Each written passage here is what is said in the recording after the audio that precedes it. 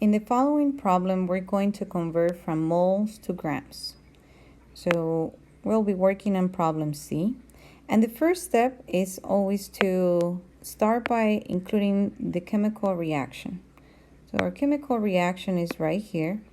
And because we're going to be converting, we're going to remember what we mentioned in class about the bridge.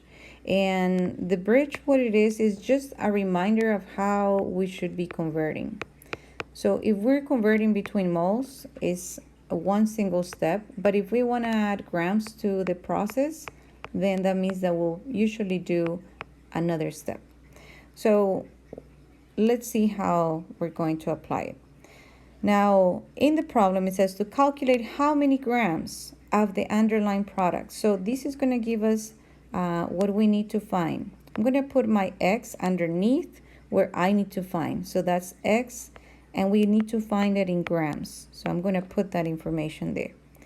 The other part says that we have 0.5 moles of the reactant that is in bold. So for us, for C, is 0.5 moles of PCl3. Now we're going to get started with the information that is given. And that 0.5 moles is what we're going to start with. And we're going to put not only the unit, but also the compound that we're talking about. Because we're converting, we're going to use a T-chart. And anytime that we do this, almost automatically, we're going to get this unit with the compound and put it down here. So I'm going to put moles of PCl3. And because we are converting from moles of one thing into moles of the other, into grams, we're in this step, we're going to first have to go to moles of the other thing.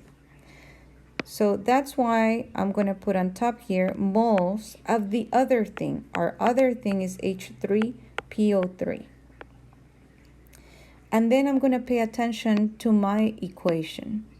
So my equation here tells us that there's 1 mole of PCl3. So I'm going to write that down here at the bottom. And we have 1 mole of H3PO3. So I know that because I'm looking at the coefficients in the equation. That yellow highlighted area gave me the ones in here. The next, and now I'm ready to cancel so far this much. But I still don't have grams, so I'm going to continue with my T-chart.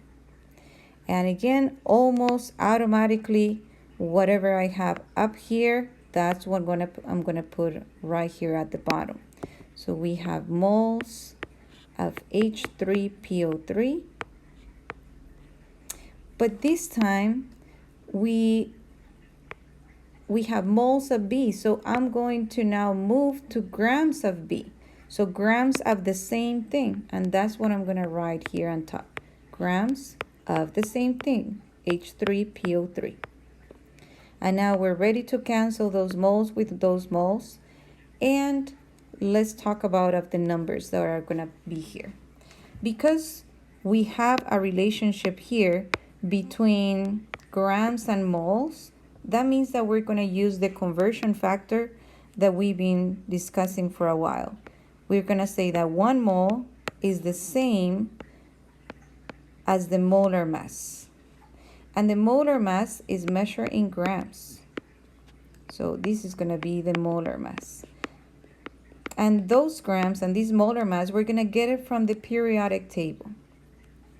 So I have H and P and O.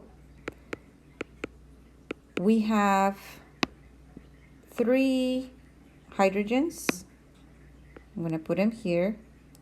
We have 1 P only. And we have 3 oxygens. So I'm going to put them here.